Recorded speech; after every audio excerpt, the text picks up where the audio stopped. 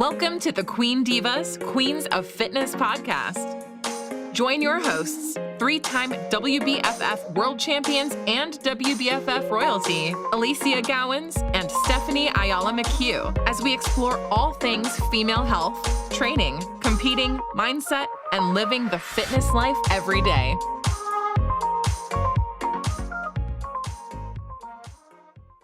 Welcome back, everybody, to the next episode of Queen Divas Fitness. We are discussing all things food today, actually, and really, I guess, highlighting the importance of nutritional literacy and what that is. And before we jump into that, I thought today we might start with a bit of a funny segment on what's probably your biggest moment where you think, oh my God, when you think back on it, I thought I had things down pat, but now I know what I know now. And oh my God, what was I thinking when it comes to food? Cheesecake. I cannot forget when I found out how much fat cheesecake had. I was like mind blown, honestly. Like I was just, poof, what the hell? I cannot believe that's more than my daily intake. Like it was mind blowing. One slice of cheesecake when I found out what it actually was, when I learned tracking, and I'm like, no wonder I can't lose weight. So that was mine. How about yours, Allie? What was the food that you remember that was like a wow? You know what? Like I think I mentioned this actually on one of our earlier podcasts. For me, it was actually, I had some symptoms of some stuff going on, but had no, actual realization as to what it was, hadn't been diagnosed or anything. So I was doing, Dr. Google over here and just cutting shit out willy-nilly myself, thinking it was going to make some profound impact on my condition. And I literally cut out all meat, gone vegan. I was super strict. And in fact, anyone that's listening to anything of mine, I was like non-meat based products for nearly 8 years. Like it was crazy. Turns out later, when I knew a lot more about the things that I was missing from a vitamin, a mineral, and a nutrient perspective, and then went on to do my testing and a whole bunch of other things that showed a lot of the things I was eating were actually the things that were making my symptoms worse because my body couldn't process them. I had allergies and sensitivities, but then there were also, inflammatory based things going on with my ulcerative colitis, which is all ulcerations through your internal organs and digestive tract. And I was just making it all worse. So all the things I thought I was doing really good with, that I thought would be like digesting easier and not a problem for me, they were actually the worst things for me. So that's that moment where you just go, oh my God, Dr. Google is not always your best friend. What were the things though? Like what was it that you were? I had cut out like all meat. And in fact, there are certain meats I shouldn't have for not only my, and this actually goes back to the DNA thing we were just discussing. There were a couple of things genetically I shouldn't have, but there are certain things I shouldn't have because of my bowel. But then there are certain things that are actually really beautiful for creating the correct balance of microbiome flora and also for my digestion to be optimized, right? So I had to cut out certain nuts and seeds. I had to cut out certain vegetables, and I was eating all vegetables, all nuts, all seeds. It was veggies that were. It was. So it was actually learning how to structure this correctly and how to optimize what I was eating and how to bring things back into my diet. But it was that moment where I just had no idea. I didn't know enough about, the food itself. Also some of the deficiencies that I was getting and establishing for myself, because I really was like, there were a lot of things that I was not getting in the process. So many people do that though.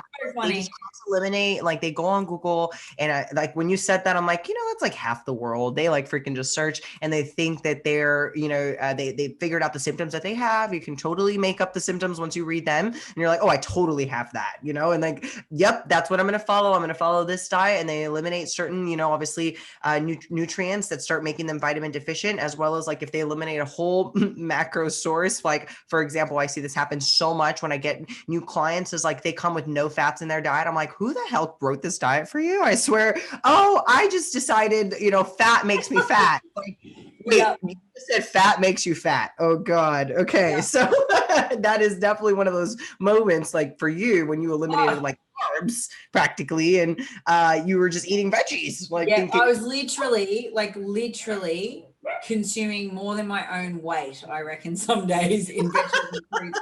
And then I went through this whole, oh, well, shit, that's not good for me. I'm missing all these things. And then I went hyper the other way and then literally cut fruits right down to the minimal amount for a period of time. Like just crazy little things like that. Sugar diet. Wow, okay, I could have done this better. But I tell you what, you learn a lot, right? And the other thing for me too was just general portion sizes. So I think as I got, more and more into what we do competitively and having to be to the gram on things, it was actually just getting really aware of serving sizes when out versus at home, the preparation of foods when out, and the fact that, you don't have control over what they're cooking with and the additives that might be going in there. So it's just a whole bunch of things like that, which sounds so common sense, but they're not so common sense when you're first starting out or when you're very young or when you're very junior in potentially this sport, right? So very interesting.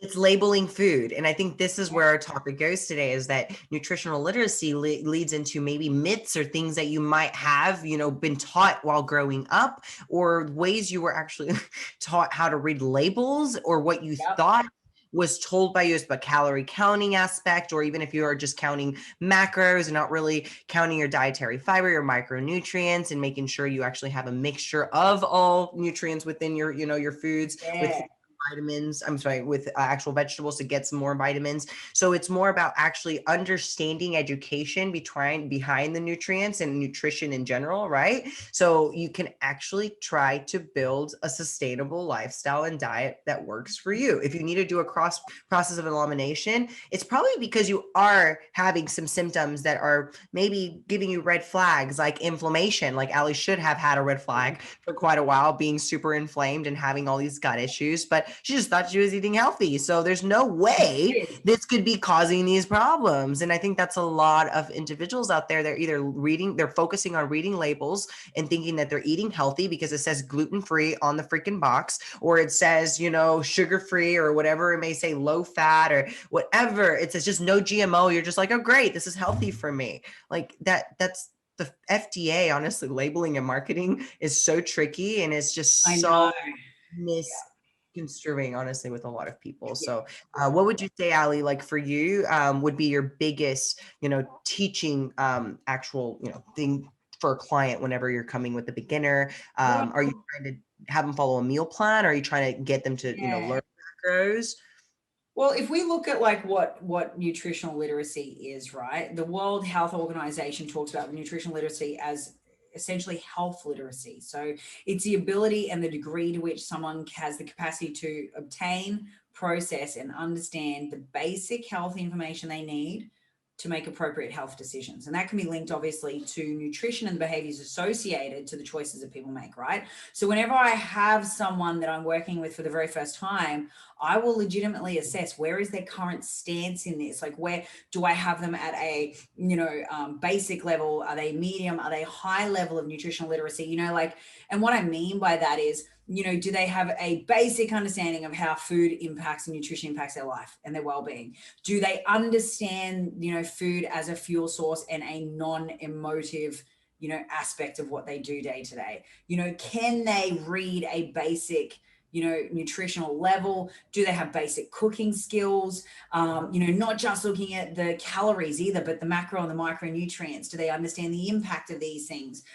Are they able to, accurately track food sources when they're out and about? Are they understanding the different caloric, or energy, output, if you will, of certain food consumption? So, certain macros. Like, these are all the things that I will ask. I'll even, consider, like, can they even measure food correctly? Do they even understand what a my plate setting looks like? Like, these are the things that I would look at as being purely basic.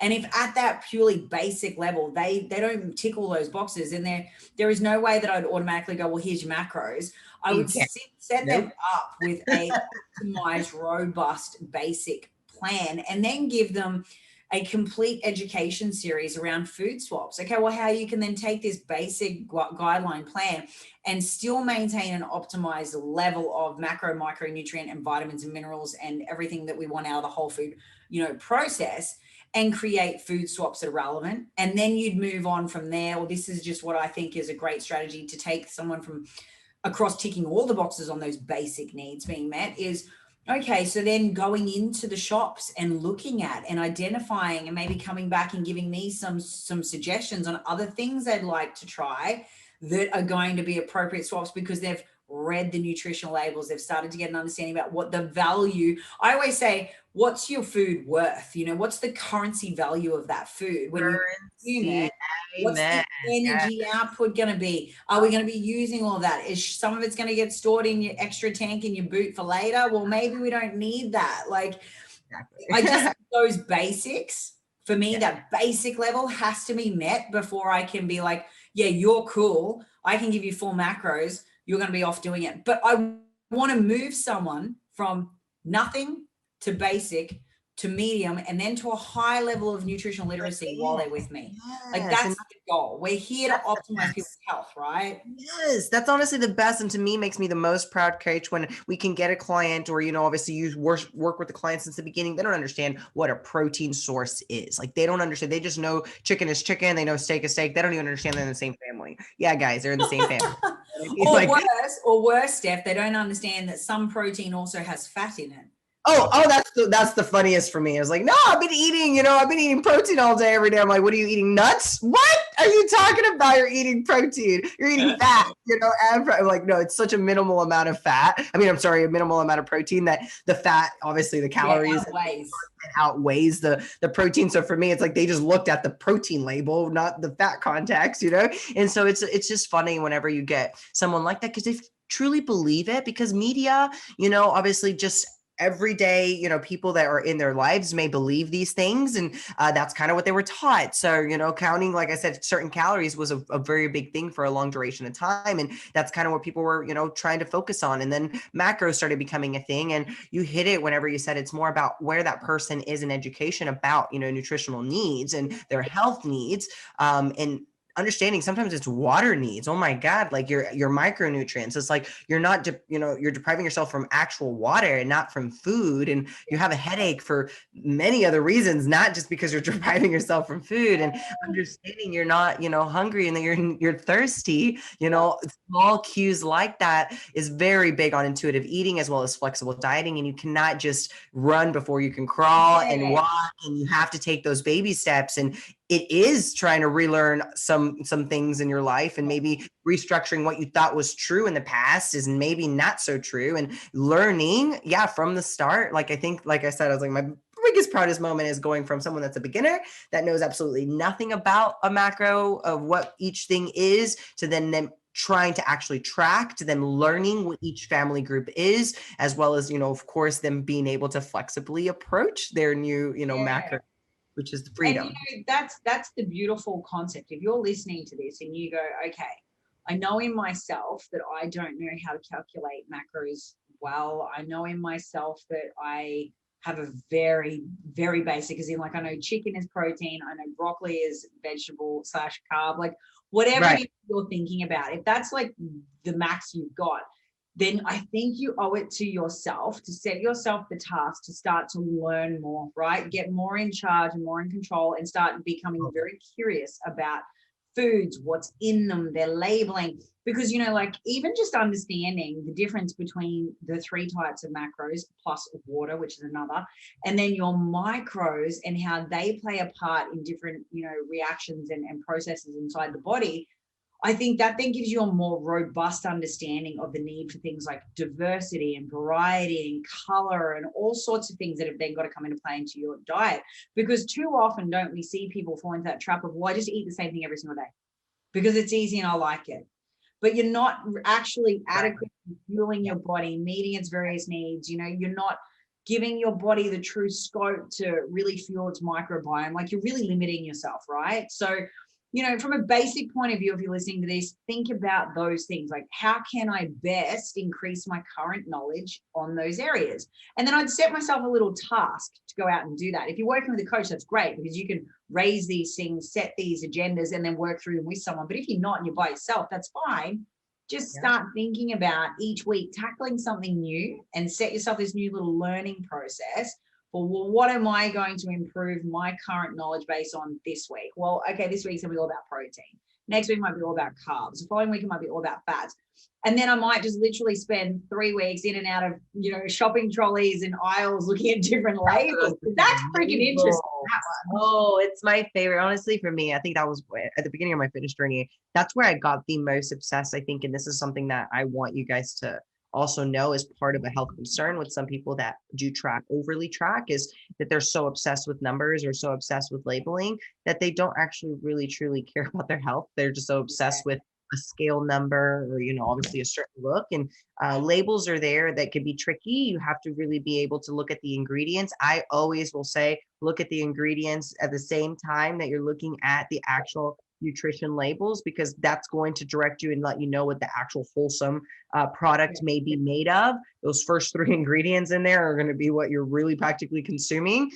So of course, if you go into the nutrition label and you don't understand polyunsaturated fats, monounsaturated fats, and what saturated trans fats, are in your total fat range, you're really not going to understand the value of the fat, and if it doesn't have any of those things and it just has a trans fat, it's obviously something you should probably throw out the window anyway, so in understanding dietary needs within your fiber, it's very important in insoluble fiber and obviously soluble fiber ratios. Understand, like, that would be one of the tasks I would completely agree to add. If you don't know your actual macro families, then at that point start understanding your micronutrients as well as your fiber targets. What would be a healthy range for you as a female? I would recommend anywhere from 25 to 30 grams of fiber if you're in a good moderate range of calories. If you're going in a higher range, that could even increase for those women. But for males, definitely anywhere from 30-ish, 35 to almost 40 is very adequate.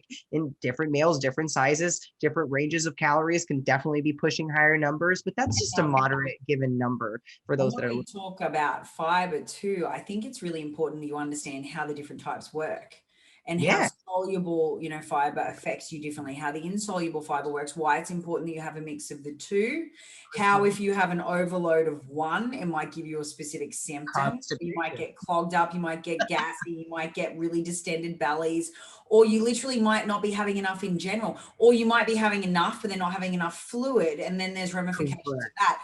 So, those are really important things. And then the other thing too, when you're at the basic needs, we're back at the very starting point and you're tracking things and logging things. How many times have you had this though, Steph, where someone goes, oh, well, I've met my macros, and you go, yeah, okay, that's great. And then they show you and they've got the MyFitnessPal and macros being met, but they're like 200 calories over the caloric intake. And we know that that's happened because there's hidden ingredients inside of the food sources with the alkalized sugars that don't always get recorded as a true carb or a net carb, right?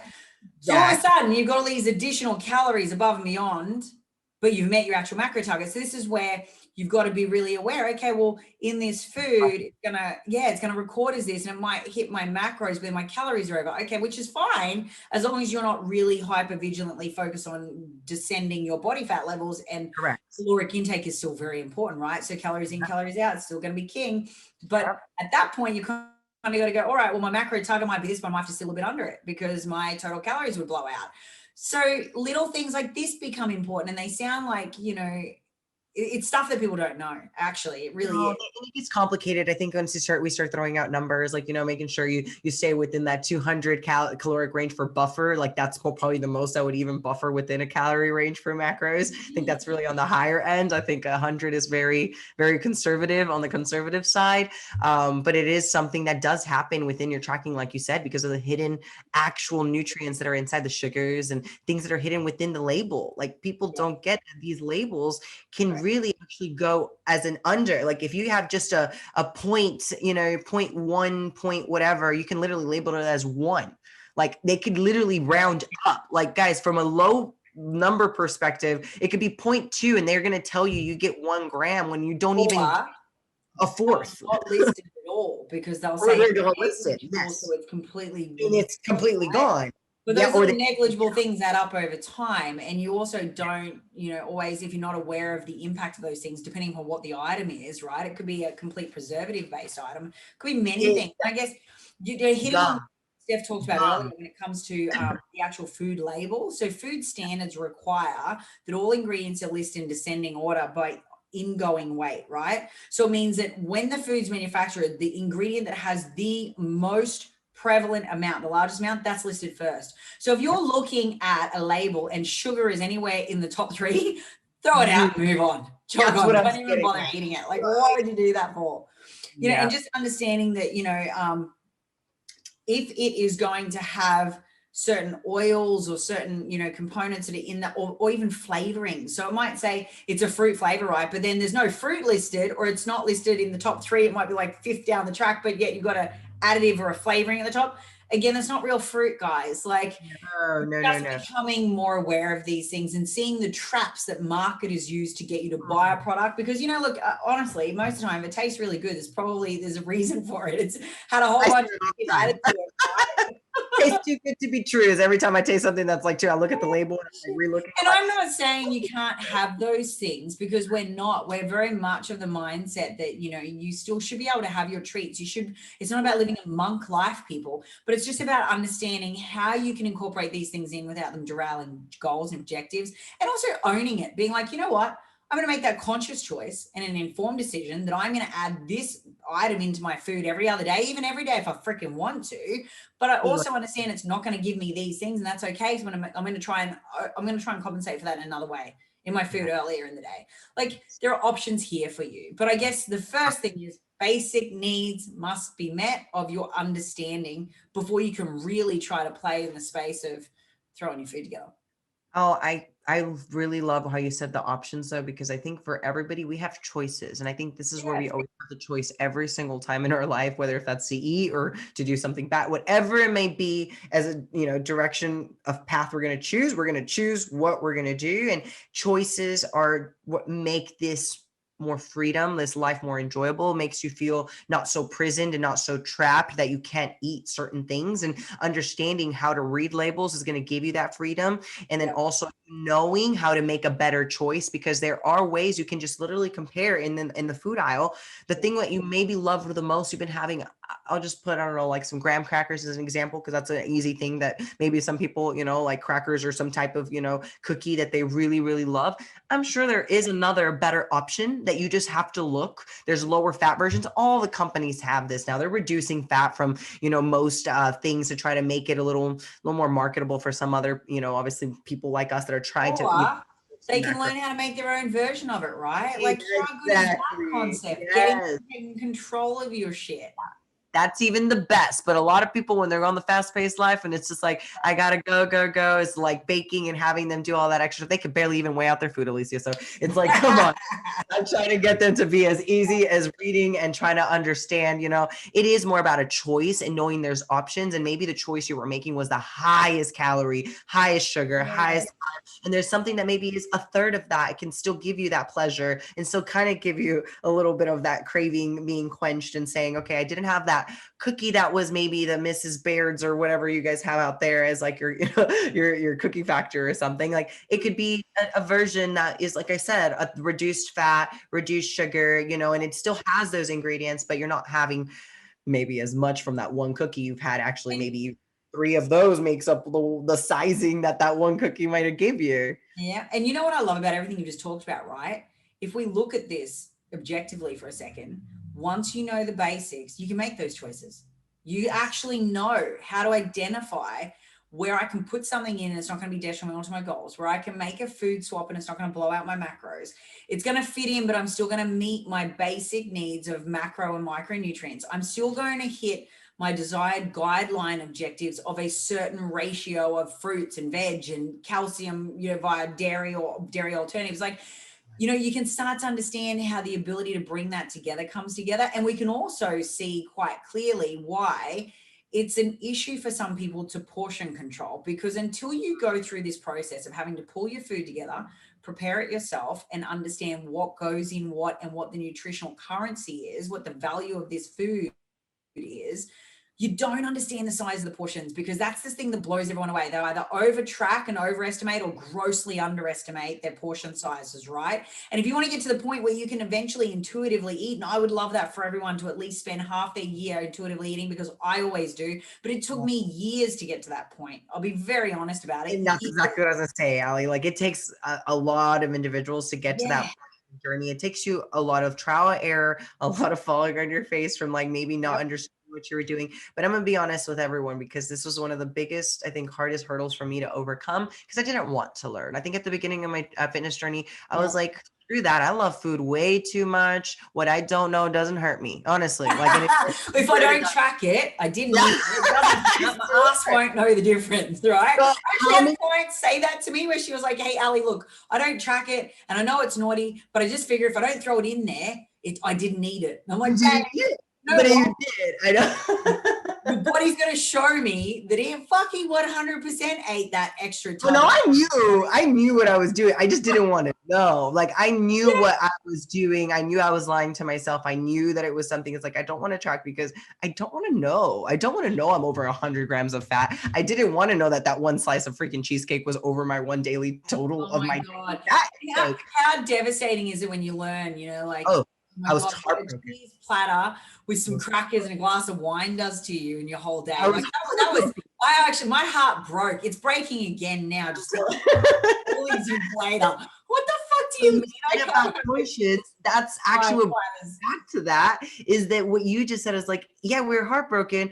And I remember being so shocked and mind blown. And I was like, oh my God, I cannot believe I'm letting this one small thing hold me back from what I actually can be doing. And I can actually be applying these other efforts. And maybe, you know what, I shouldn't, cut it out completely. I'm going to just portion control it. And I'm going to be able to have, okay, maybe not the whole freaking slice that I've been having that I just thought was so just proportional, because that's what the size cake slice is. That's not what it's supposed to be for you. So finding what range would fit in, that was one of my biggest steps. And it was like, you know what, I'm only able legitimately to have a fourth of this, with it to just literally not detriment my whole day, and I can structure around that. But again, that was always planned. And I think when I used to do these things, I didn't want to plan them. They were just on the spurt, of the moment. They were just social events that are like, oh, you know what? Do you guys want dessert? Oh, sure. There's cheesecake on the menu. You know what I mean? Like, you just add that. Let's talk about this for a second, though, because if we look at old behavior, old Steph, old consumption, choices, how riddled with guilt would you be, and trying to make up for it later, and then feeling bad for having eaten it, and then looking at it all the time? No, but you won't eat it though. Like, that's the thing. And I think that it does come down to a food relationship. You do have to have, I think this all ties in with nutritional literacy. It's like knowing what's healthy for you and what your health requires, but then also understanding that you may have some food triggers, that you have some bad relationship with certain foods. For me, I knew from the get-go when I didn't want to track in it, it was an actual sugar thing. Like, I was bad with baked good and like having, like cheesecake or any kind of cake. I mean, any sugar, honestly. Any kind of cake. I love all the cakes. All the cakes. But I love brownies and like, all the sugars. And because of that, I think I really had to figure out what it was that made me feel that I needed those things, or made me satisfied to have these things, or what made me emotionally tied to these things. And I think for us in our family was celebration. It's like every single time you celebrated, you have to have like a dessert. Like, it was like cake. Come on, you get cake. Like, a cake for everything. Like, every time you have any type of celebration, there's a cake there. And I think that was my association, and I think that that's where I had to cut it out. It's like, I can't celebrate with it. I need to make sure when I have it, it's genuinely because I structured it. I'm going to make my relationship with that food item doesn't go out the window, meaning like I feel like I can't ever have it. I had to figure out, what other treats I could maybe replace in the meantime, because there was times of the year, there's no way I could even fit in a quarter of a cheesecake within my diet. It would be really sabotaging my whole prep, because we're trying to create a deficit. So understanding that some of these things may have to phase in and out depending on your goal is very, very important to understand. I think when you have the basic requirements, right, where you understand the basic parameters, you're more inclined to settle into those phases where strict rigidity becomes an actual thing and it's a necessity, you can reconcile it mentally, and you kind of go, yeah, well, this sucks, I'm really missing this or this, but you know what, it's for like 6 weeks, it's for like 10 weeks, it's fine. And you're right fine. It's different, right? So I think this comes back to, and Steph's really just highlighted again, the World Health Organization's process of being able to process, understand, and then make more informed decisions based with health in mind, right? And that's not even just looking at the rigidity of certain phases of a prep and needing to be quite strict at times, turning the volume up, if we will. It's just living her day-to-day life and her best life too, right? So I'm a big believer that if you create this level of basic foundational nutritional literacy at the absolute least, that what it gives you is the scope and the knowledge to make these choices for events and social settings where you want to be able to indulge, right? It lets you pre-plan it, be ready for it. It also lets you have it in the moment, per se, every now and then, and it not derail you, riddle you with guilt, make you feel shit. You should also, when you get to a point, right, where you move past basic, and you know, I can remember moving past this point and being like, wow, my life's like 100% changed, because I got to the space where I could legitimately eyeball plate of something when I was not near scales, and I wasn't carrying around a flip on my phone fucking mobile with scale weight, which some people have done. I've seen some athletes use this. I think it's hilarious, but I didn't have to do that, and I could legitimately eyeball really within the parameters of either side of my grammage and my macro needs a meal, and I could have it off, and I wasn't stressing and I wasn't freaking out. You know, I've still been known to do it. In my final 10 weeks of a prep, I'll go out and I'll have steak that's already measured and weighed, so I know how much steak is, but then I can literally eyeball my carbs and my associated salads and everything else, right? So this is where I think it's powerful, and it's worth the time and energy and the investment of your commitment to actually educate yourself on this, right? And I think, you know, Steph, you hit this nail on the head earlier too, when you said busy people lead busy lives that don't want to have to do these things. And I think what you're creating is just more chaos for yourself in the long run, because you can't make, you know, informed and smart choices on the run. And if you're a busy person, you need to be able to make choices on the run and execute like a CEO, be the CEO of your life, be the CEO of your food. Get really smart at reading an executive summary, right? So executively summarize your day-to-day meal plan and know what you need to be able to get it on the fly, off the hook, out if you're on the run, right? But with your flexibility comes a better decision when you can just be on the fly, like you said, and just be like, you know what, man, I can't have this over that. You know, I'm going to have this instead. Exactly. Right. So that, and understand the only way you're going to learn how to do that, though, is by getting down in the trenches and doing it, and getting through the nutritional labels and preparing your food and understanding and weighing things out and seeing, to the point where then within a year or so, you will be able to eyeball it, guys, like legitimately, right?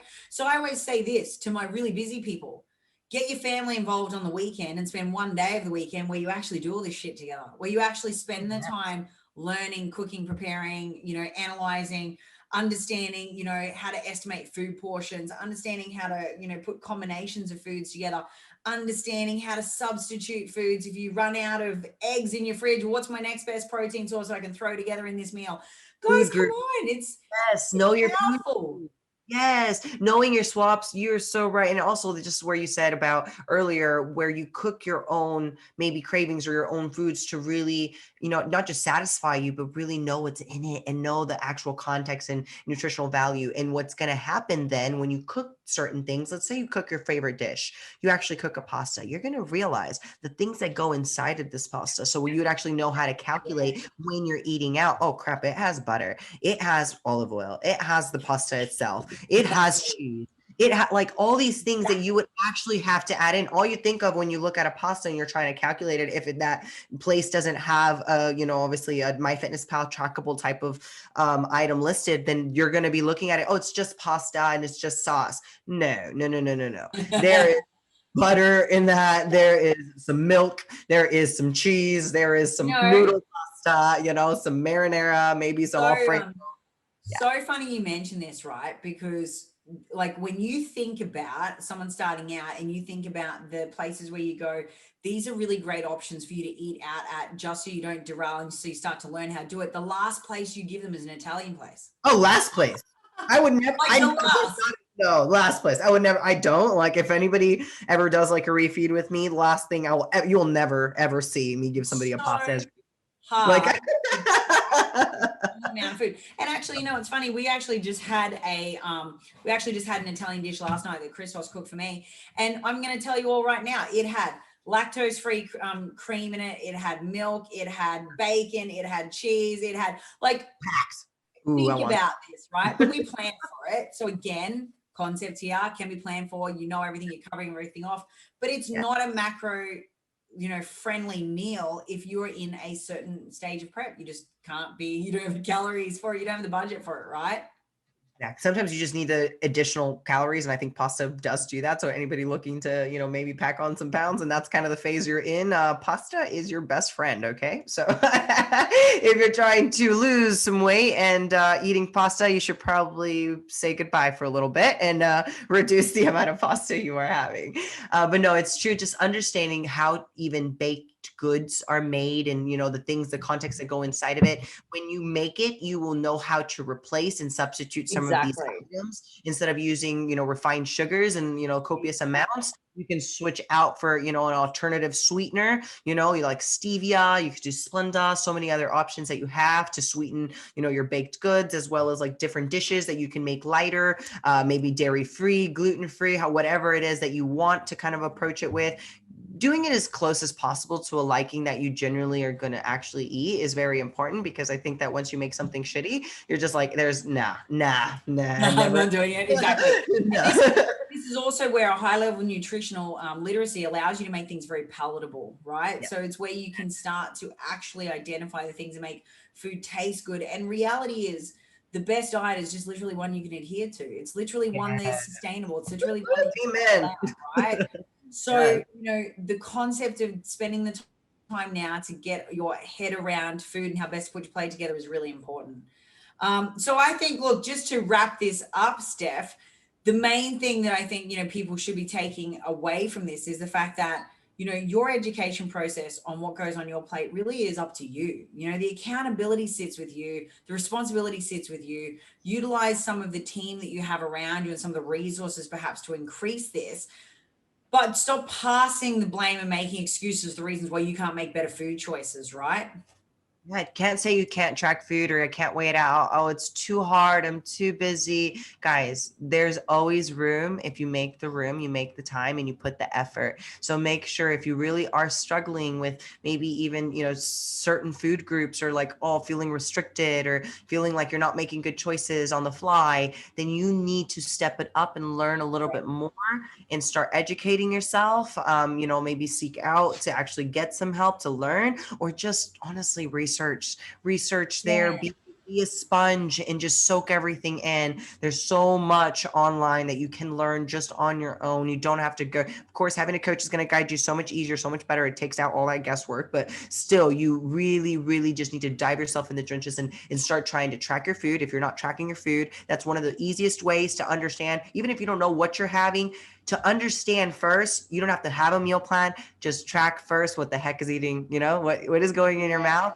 Track it in MyFitnessPal and first see where you're eating at, what protein target you're currently on, what fats and, you know, carb range you're currently sitting at, and then reevaluate even your percentages. And I know this starts going into some more literacy, but it's more about having a little balance there and understanding that you're hitting the right type of proteins, the right type of fats, and the right type of fiber and water, all of these things. And like, you know, of course, your health actually is the most important thing here. It's not your physique. Okay. People 100%. 100%. And, you know, by taking control of this and understanding the blueprint for how best to make these decisions, it significantly increases your relationship with food, your relationship with yourself, your self-esteem, and also an element of control. And it's not going to be a control that becomes a negative one. It'll be a control that actually gives you quality of life. So, you know, for everyone listening, I strongly urge you, set yourself the homework, get out, get basics down pat, know them in and out. And then I think start looking at how you progress it from a basic level into a medium and then into a higher level of nutritional literacy, where you will be quite capable of running, you know, complete flexible dieting and also, more importantly, intuitive based eating throughout the year. Food freedom, people. Food freedom is the name of the game here. And the more you learn, the more you're going to feel free and the more in power you feel of your journey here. So, hey guys, make sure you're educating yourself, tuning in, rating our podcast. We really appreciate it. Give us some comments, some feedback, as well as, of course, your rates. And we look forward to seeing you guys next week. Thanks, Steph. We'll see you all next week. Bye. Thanks for tuning in to another episode of the Queen Divas, Queens of Fitness podcast. Make sure you follow us on Instagram at Queen Divas Pod, on Twitter at Queen Divas 4, and follow our hosts on Instagram, Alicia at Alicia Gowans _WBFF Pro, and Steph at Stephanie Ayala 7. See you all next week.